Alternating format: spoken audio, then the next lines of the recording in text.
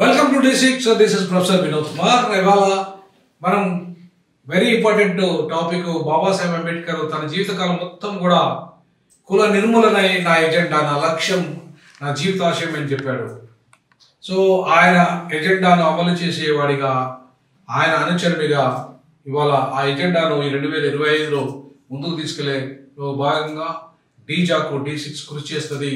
So అందులో భాగంగానే మేము ఈ అంశంలోకి పోయే ముందు మీరు మన ఛానల్ ఇది కుల నిర్మూలన ఎజెండాను కలిగిన ఛానల్. సబ్స్క్రైబ్ చేయండి, షేర్ చేయండి, లైక్ చేయండి. ఈ ఉద్యమానికి, కుల నిర్మూలన ఉద్యమానికి సహకరించండి ఆర్థికంగా అని చెప్పి మిమ్మల్ని విజ్ఞప్తి చేస్తూ, కుల నిర్మూలన ఎందుకు జరగాలి? బాబాసాహెబ్ అంబేద్కర్ దాదాపుగా 120 ఏళ్ల క్రితమే చెప్పాడు, చాలా స్పష్టంగా చెప్పాడు. ఈ దేశంలో ఈ కులం అనే జాడ్యం, ఈ కులం అనే జాడ్యం నువ్వు తూర్పు దిక్కు, పడమర దిక్కు, ఉత్తర దిక్కు, దక్షిణ దిక్కు ఈ దేశంలో ఎక్కడ పోయినా సరే నిన్ను వెంటాడుతుంది. ఈ కులం పునాదుల మీద ఒక నీతిని కానీ ఒక జాతిని కానీ నిర్మించలేము. కుల నిర్మూలన జరిగినప్పుడు మాత్రమే ఇవాళ భారతదేశంలో నిజమైన సమాజము, నిజమైన ఆర్థిక సమానము, నిజమైన రాజకీయ సమానత్వము, నిజమైన సామాజిక సమానత్వము, నిజమైన సాంస్కృతిక సమానత్వం వస్తుంది. ఆ ఎజెండాతో మీరంతా పనిచేయండి అని చెప్పేసి ఒక అద్భుతమైన ఆయన గ్రంథాన్ని రాయడం జరిగింది. సో కుల నిర్మూలన బాబాసాహెబ్ అంబేద్కర్ యొక్క అంతిమ లక్ష్యం. ఆ లక్ష్యం నెరవేరలేదు. పాపం ఆయన బతుకున్న కాలం, తన జీవితకాలం అంతా పోరాటం చేసేవాడు. చివరికి రాజ్యాంగ నిర్మాణంలో కూడా ఆయన కులాన్ని నిర్మూలించలేకపోయారు. కేవలం అంటరానితనాన్ని నిర్మాణానికి పరిమితమయ్యారు. రాజ్యాంగ నిర్మాణ సభలో కూడా ఉన్న మొత్తం 199 మంది సభ్యులలో మెజారిటీ 90% అనేది బ్రాహ్మణులు, పురుషులు మాత్రమే ఉన్నారు. కాబట్టి ఇవాళ పాకిస్తాన్ విడిపోయిన తర్వాత ఏదైతే చర్చ జరిగిందో రాజ్యాంగ నిర్మాణ సభలో, వాళ్ళు కేవలం అంటరానితనాన్ని మాత్రమే నిర్మూలించడానికి సిద్ధపడ్డారు తప్ప కుల నిర్మూలనకు సిద్ధపడలేదు. అందుకే అంబేద్కర్ కుల నిర్మూలన అనే అంశాన్ని పూర్తి స్థాయిలో ఇవాళ రాజ్యాంగంలో చేర్చలేకపోయాడు. కాబట్టి ఇవాళ రాజ్యాంగంలో ఆర్టికల్ 17లో ఏదైతే అబాలిషన్ ఆఫ్ అన్టచబిలిటీ ఉందో, దాన్ని అబాలిషన్ ఆఫ్ అన్టచబిలిటీ బదులు కులం నిర్మూలించాలి, దాన్ని అమెండ్ చేసి కులాన్ని నిర్మూలించాలి అనే విషయాన్ని మనం ఇలా పెట్టుకోవాల్సిన అవసరం ఉంది, ఉద్యమం చేయాల్సిన అవసరం ఉంది. ఎందుకంటే ఆర్ఎస్ఎస్ ఏర్పడి 100 ఏళ్ళు అవుతున్న క్రమంలో ఆర్ఎస్ఎస్ సిద్ధాంత భూమికగా వర్ణ వ్యవస్థ, కుల వ్యవస్థ ఏర్పడింది. బీజేపీ, ఆర్ఎస్ఎస్ అదే ఎజెండాలో పనిచేస్తుంది అని చెప్పేసి ఇవాళ ఏ అంబేద్కర్ వాదులు, ఇవాళ ఏ సెక్యులరిస్టులు, ఏ కమ్యూనిస్టులు భావిస్తున్నారో వాళ్ళంతా కూడా ఇలా కుల నిర్మూలన ఉద్యమంలో ముందుకు రావాల్సిందిగా నేను విజ్ఞప్తి చేస్తా ఉన్నాను. ఇవాళ తెలంగాణ కోసం బంధపూర్వకమైన కౌలించుకుంటాము. అన్ని నక్సలైట్ల నుండి మొదలుకుంటే, మార్క్సిస్టులను మొదలుకుంటే, అంతేకాకుండా ఎవరైతే హిందుత్వవాదుల నుండి మొదలుకుంటే ఆర్ఎస్ఎస్ నుండి ఆర్ఎస్సీ వరకు ఏ రకంగానైతే తెలంగాణ ఉద్యమంలో కలిసి వచ్చాడో, కుల నిర్మూలన ఉద్యమంలో కూడా ఇవాళ కలిసి రావాలి. ఎందుకంటే ఇలా కులం పునాదుల మీద కొట్లాట జరుగుతుంది. దళితులను ఎంతకాలము వర్గీకరణ ఉద్యమం 30 ఏళ్ళుగా వాళ్ళ దళితుల మీద చిచ్చు రగులుస్తుంది. పెద్ద రిజర్వేషన్ వల్ల ఇప్పటివరకు పెద్ద వచ్చిన మార్పులు లేకపోయినప్పటికీ కూడా ఇవాళ రిజర్వేషన్లతో సామాజిక, ఆర్థిక, రాజకీయ విప్లవం రాకపోయినప్పటికీ కూడా రిజర్వేషన్లు, భూతకర్ర లాంటి రిజర్వేషన్లను అవి కేవలము కొంతమందికి మాత్రమే, అది బాలైనా బాలిగైనా మొత్తం 59 కులాలలో కొంతమందికి మాత్రమే, ఒక 2%, 5% లబ్ధి పొందిన వాళ్ళకి మాత్రమే ఉపయోగపడ్డాయి. ఈ రిజర్వేషన్లు శాస్త్ర పరిష్కారం ఇవ్వవు. ఆర్థికంగా, విద్యాపరంగా, సామాజికంగా, వైద్యపరంగా అన్ని రంగాల్లో సంపదలో వాటా లభించినప్పుడు మాత్రమే ఎవరైతే పేదరికంలో ఉన్న ఈ జాతులంతా కూడా, ముఖ్యంగా దళిత జాతులంతా కూడా వాళ్ళకి విముక్తి లభిస్తుంది. సో అది లభించాలంటే వాళ్ళకి అంటరానితనము మాత్రమే పోతే సరిపోదు. అంటరానితనము ఇవాళ చాలా దిక్కులో ఉన్నది, కానీ దానికి మూలమైన కుల వ్యవస్థతోనే అంటరానితనం అనేది ఉంది తప్ప కుల వ్యవస్థ రద్దు కాకుండా అంటరానితనం అనేది పోదు. కాబట్టి గాంధీ గారు లాంటి ద్వంద్వ వైఖరి విధానాలు ఏదైతే ఉందో, ఆయన ఇవాళ అంటరానితనాన్ని మాత్రమే వ్యతిరేకించాడు, కులాన్ని నిర్మూలించడానికి అంటరానితనాన్ని నిర్మూలించాలని మాత్రమే అన్నాడు, కులాన్ని నిర్మూలించదని చెప్పాడు. సో బాబాసాహెబ్ అంబేద్కర్ మాత్రం కులాన్ని నిర్మూలించకుండా కేవలం అంటరానితనాన్ని నిర్మూలించినంత మాత్రం సమాజ నిర్మాణం జరగదని చెప్పాడు. కాబట్టి ఇవాళ 100% బాబాసాహెబ్ అంబేద్కర్ చెప్పినట్టుగానే ప్రపంచమంతా ఈ కుల జాడ్యం విస్తరించింది. ఈ దేశంలో, ప్రపంచంలో విస్తరించిన దళితులు కానీ, ఇతర కులాలు కానీ అక్కడ కూడా కుల జాడ్యాన్ని కాపువాడ, కమ్మవాడ, అమెరికాలో సైతం కాపువాడ, కమ్మవాడ, బ్రాహ్మణవాడ పెట్టుకొని ఇలా వెలివాడలను తయారు చేస్తున్నారు అక్కడ దళితులను. సో కాబట్టి అక్కడ కూడా దళితులు వెలివాడల్లో ఉన్నారు. ఇవాళ మనకు తెలుసు వెలివాడలు వెలిశాయి. ఆ కేంద్రీయ విశ్వవిద్యాలయాలన్నీ కూడా అగ్రవర్ణాల బ్రాహ్మణ అగ్రహారాలుగా మారి వెలివాడలు వెలుస్తున్నాయి. ఇవాళ దళిత సమాజం, దళిత విద్యార్థులు అనేక రకాల అవమానాలు, అన్యాయాలు, అణచివేత గురవుతూ ఆత్మహత్యలు చేసుకుంటున్న చరిత్ర మనకు కనబడుతుంది. ఇటీవల కాలంలో యూజీసీ కూడా కేంద్ర సుప్రీంకోర్టు కూడా యూజీసీకి మరియు ఇతర కేంద్రీయ ప్రభుత్వ శాఖలన్నిటికీ కూడా వాటన్నిటికీ కూడా డైరెక్షన్స్ ఇచ్చింది.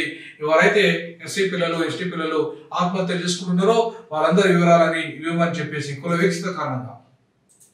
అంటే 78 సంవత్సరాల స్వతంత్ర భారతదేశంలో 70 సంవత్సరాల రాజ్యాంగ అమలు అయితే కూడా ఇవాళ అంటరానితనం పోదు అని చెప్పేసి నిరూపణ జరిగింది. కాబట్టి ఈ అంటరానితనానికి మూలమైన కులాన్ని రద్దు కాకుండా అంటరానితనం ఈ దేశంలోకి వెళ్ళిపోయే ప్రశ్నే లేదు.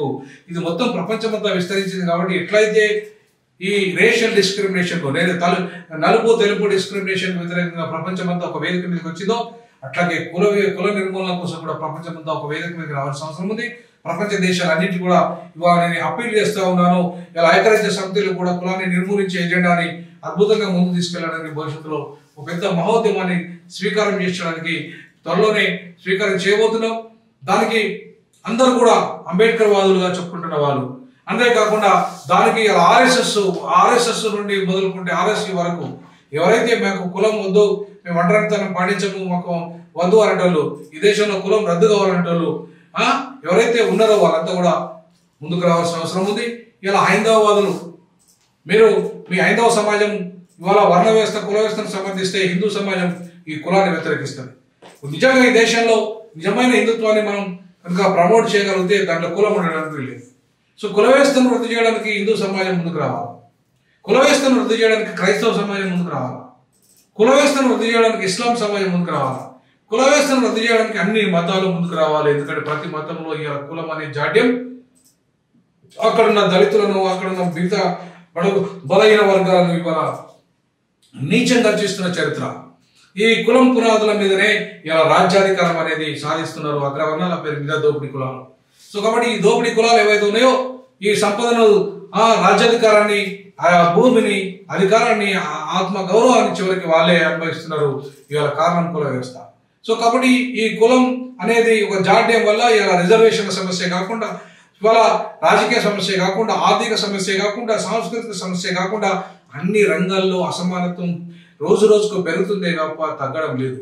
కాబట్టి దీన్ని తగ్గించాలంటే కులం అంతిమంగా అంతం కావాలి. అదే అంబేద్కరిజం, అదే అంబేద్కర్ కోరుకున్న సమతా సిద్ధాంతం.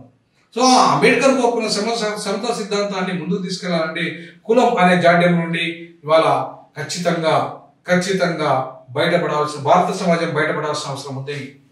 సో భారతదేశంలో నిజంగా ఇలా ఒరిజినల్ హిందుత్వాన్ని ప్రమోట్ చేయాలని చెప్పేసి అనుకుంటే మాత్రం ఖచ్చితంగా కులం లేని సమాజాన్ని, సమభారత నిర్మాణాన్ని లేదా హిందుత్వ నిర్మాణానికి పునాదులు వేయాల్సిన అవసరం ఉంది.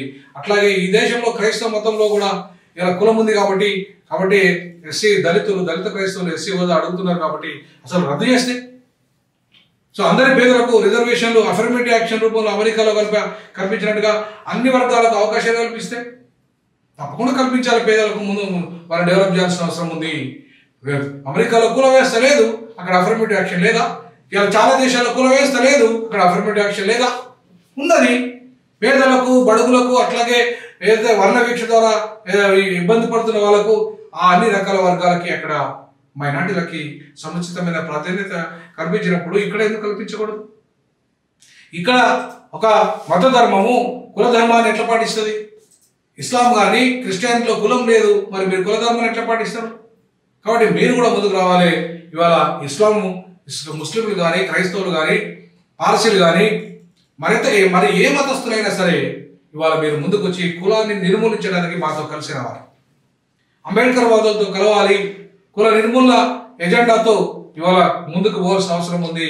అదే శాస్త్రీయమైన ఎజెండా. ఈ దేశంలో సమానత్వాన్ని సాధించడానికి ఇవాళ శాస్త్రీయమైన ఎజెండా ఏదైనా ఉందంటే కుల నిర్మూలన ఎజెండా. ఆ కుల నిర్మూలన ఎజెండా కోసం ముందుకు రావాల్సిన అవసరం ఉంది. D6 ఛానల్ డీజాకు ఆ ఎజెండాతో ముందుకెళ్తుంది.